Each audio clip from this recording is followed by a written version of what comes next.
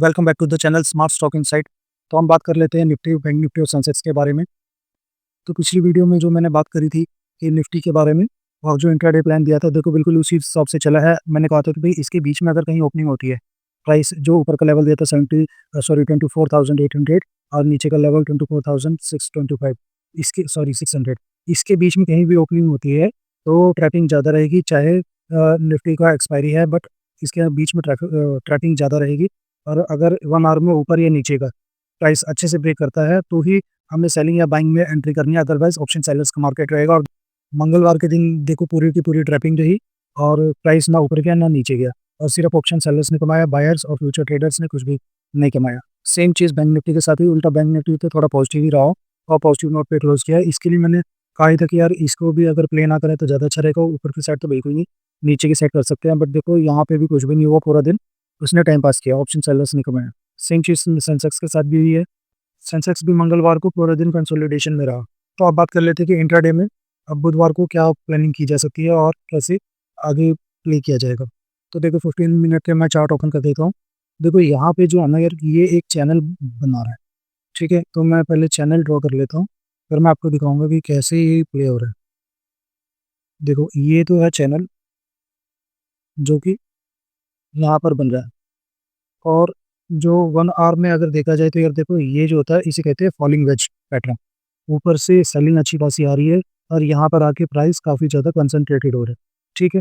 तो अब होता क्या है कि यार यहाँ पे कहीं भी बेस लेके प्राइस अगर एक बड़ी सी कैंडल बनाता है तो अधिकतर चांसेस रहते हैं, जो पैटर्न का नेचर है उसमें यही होता है कि प्राइस जो है फिर ऊपर की तरफ वापस रिवर्स करने लग जाता है। तो ये होता है, और कई बार कुछ चांसेस ऐसे रहते हैं, 10 में से 2 बार चांसेस ऐसे रहते हैं कि इसको ये ब्रेक कर देता है, और ब्रेक करता है तो फिर नीचे का फ्री फॉल चालू हो जाता है। तो वही चीज़ है, ये फॉलिंग वेज पैटर्न एक बना रहा है, यही चीज़ और सेंसेक्स में भी यही चीज़ चल रही है, फॉलिंग वेज पैटर्न है। बैंक निफ्टी में, बल्कि बैंक निफ्टी में फ्लैग एंड पॉड बन रहा है। अगर नीचे की तरफ ब्रेक होता है ये, और फॉलिंग वेज निफ्टी और सेंसेक्स में होता है नीचे की तरफ ब्रेक, यानी 524,550 के नीचे अगर प्राइस ब्रेक कर जाता है एटलीस्ट 1 आवर में, तो फिर नीचे के टारगेट्स ओपन हो जाएंगे। अदरवाइज क्या करना है यार, इसमें सेलिंग के लिए हम अभी अवॉइड करें तो ज़्यादा बेटर रहेगा। ऑप्शन सेलर्स सेलिंग में जो पहले से बैठे हुए हैं वो तो बैठे रह सकते हैं, अदरवाइज न्यू पोजीशन सेलिंग की हमें अभी ओपन नहीं करनी है अनटिल अनलेस प्राइस 24,550 के नीचे सस्टेन करना शुरू ना कर दे। उसके बाद ही नीचे का जो टारगेट है, फर्स्ट टारगेट आ जाएगा 24,400 के आसपास का टारगेट रहेगा, 20-30 पॉइंट ऊपर रह सकता है। तो यहीं तक का एक टारगेट रहेगा। इसके नीचे जाने के लिए प्राइस को एटलीस्ट 1 डे की क्लोजिंग देनी पड़ेगी, तो ये प्राइस नीचे जाएगा।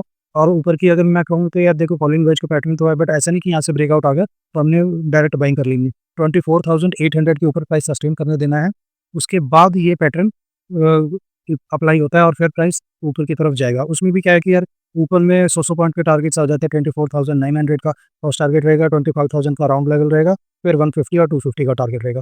ऐसे ऐसे ऊपर के टारगेट्स हैं। तो इंट्राडे में हमारी प्लानिंग सिंपल सी रहेगी। अगर बीच में कहीं ओपनिंग होती है तो हमें कोई प्ले नहीं करना है, ना ही सेलिंग के लिए ना ही बाइंग के लिए। ऊपर का टारगेट 24,800 के ऊपर ब्रेक हो लेने दो प्राइस को और सस्टेन कर ले दो, उसके बाद एक बाइंग ली जा सकती है जो कि एक रिस्की बाइंग रहेगी, और सेलिंग जो है वो भी काफ़ी रिस्की है।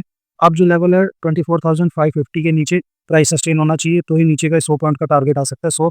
130 पॉइंट का टारगेट आएगा। उसके नीचे का टारगेट हमें इंट्राडे में नहीं प्ले करना है, क्योंकि ट्रैपिंग हो सकती है और ट्रैपिंग के बाद ये प्राइस वापस से ऊपर जा सकता है, ठीक है। तो इसके नीचे अगर प्राइस की क्लोजिंग हो जाती है अच्छी खासी 24,400 के नीचे, तो फिर हम आगे के लिए सेलिंग प्लान करेंगे। अदरवाइज अभी हमारा पॉइंट ऑफ व्यू थोड़ा सा बेयरिश की जगह बुलिश रहेगा, ऊपर का लेवल तोड़ने की कंडीशन के साथ।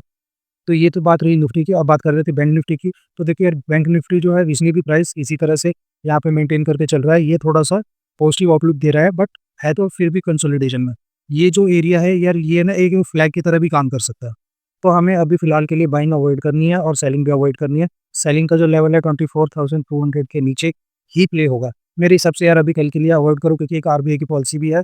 एक बार वो आ जाए उसके बाद मार्केट कैसे मूव करता है 2 बजे के बाद, उसके बाद ही डायरेक्शन क्लियर होगा कि भाई बैंक निफ्टी में किस तरफ जाएगा प्राइस। और यही चीज़ यार निफ्टी और सेंसेक्स के लिए भी अप्लाई होगा, क्योंकि अल्टीमेटली बैंक निफ्टी भी जो है वो निफ्टी का ही पार्ट है, और काफ़ी अच्छा खासा पोर्शन है निफ्टी के अंदर बैंक निफ्टी का। तो इसके ब्रेकडाउन के बिना निफ्टी का ब्रेकडाउन भी अधूरा रहेगा और सेंसेक्स का ब्रेकडाउन भी अधूरा रहेगा। तो ये जो है ये बना रहा है एक फ्लैग एंड पोल का पैटर्न बना रहा है। मैं आपको ड्रॉ करके दिखा देता हूँ, इस तरह से रहेगा। अगर हम इसे कंसीडर करते हैं फ्लैग एंड फॉल का पैटर्न। तो यार देखो ये ऊपर जा रहा है फॉल और ये बन रहा है फ्लैग। ठीक है, अगर प्राइस नीचे की तरफ ब्रेक करता है तो फिर नीचे के टारगेट्स ओपन हो जाएंगे। अदरवाइज यहाँ से अगर दोबारा से ऊपर की तरफ ब्रेक करता है, पॉलिसी के बाद ही पता चलेगा कि क्या रहेगा। 2 बजे के बाद एक्चुअल के मूव्स आते हैं, तो ये पता चलेगा भाई मार्केट ऊपर की तरफ जाने के लिए रेडी है या नीचे की तरफ। वैसे भी यार ये देखो ये जो लेवल है ये गैप फिलिंग कर चुका है, यहाँ तक प्राइस आया था ऊपर की इस प्राइस की रिट्रेसमेंट में। ठीक है, तो ये जो गैप फिलिंग ये कर चुका है। अब जो है डिपेंड करता है आरबीआई की पॉलिसी के ऊपर, क्या प्राइस ऊपर की तरफ जाएगा या नीचे की तरफ जाएगा, और बाकी के दूसरे फैक्टर्स के ऊपर डिपेंड करेगा। अब बात कर लेते हैं सेंसेक्स की। तो सेंसेक्स में देखो यार इंट्राडे में क्या रह सकता है, देखो इसमें भी फॉलिंग वेज का पैटर्न बन रहा है।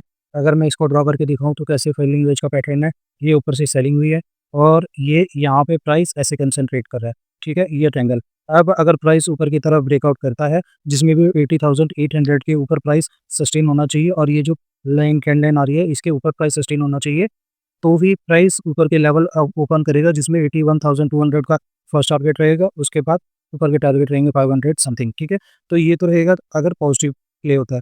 अगर नीचे का प्ले होता है तो क्या रहेगा कि 80,000 का बॉटम का लेवल रहेगा जिसको तोड़ना ज़रूरी है। उसके बाद प्राइस नीचे की तरफ आएगा।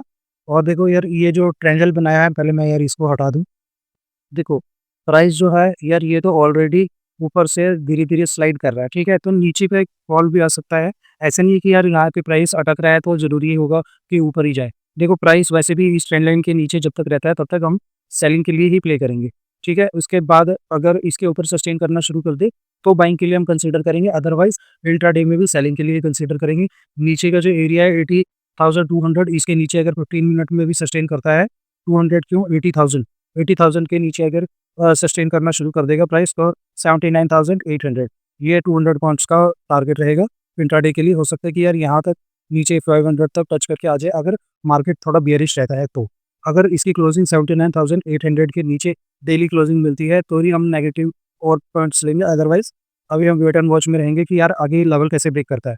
क्या प्राइस डेली क्लोजिंग इस ट्रेंड लाइन के नीचे देता है, ये जो बड़ी सी ट्रेंड लाइन आ रही है, ये जो है हेड एंड शोल्डर का पैटर्न बना रही है ये लाइन, इसके नीचे अगर डेली क्लोजिंग होएगी तो ही बाकी का नेगेटिव का सेंटीमेंट रहेगा, अदरवाइज अभी हम वेट ऑन वॉच में रहेंगे और छोटे-छोटे जो टारगेट्स हैं, हम वही टारगेट्स प्ले करेंगे। ये देखो यार ये जो है छोटे-छोटे टारगेट्स हैं, नीचे का 80,000, 79,800 और ये नीचे का 500 का। इस तरह के ये छोटे-छोटे टारगेट्स हैं नीचे के, ऊपर के भी छोटे-छोटे टारगेट्स हैं। बट अगर देखो बड़ी सेलिंग कब आएगी? बड़ी सेलिंग तब आएगी अगर ये जो ट्रेंड लाइन जा रही है, ये ट्रेंड लाइन डेली बेसिस में तोड़ देता है। उसके लिए यार कोई न्यूज़ लगेगी या कोई बड़ा इवेंट लगेगा तो ही प्राइस इस जगह को ब्रेक डाउन करेगा और करेगा तो फ्री फॉल चालू हो जाएगा, नीचे की अच्छी तरह से सेलिंग मिलने लगेगी और बड़े-बड़े टारगेट्स मिलेंगे। अदरवाइज़ यार हमें अभी छोटे-छोटे टारगेट्स में ही अपने आप को संतुष्ट रखना पड़ेगा। Thank you so much.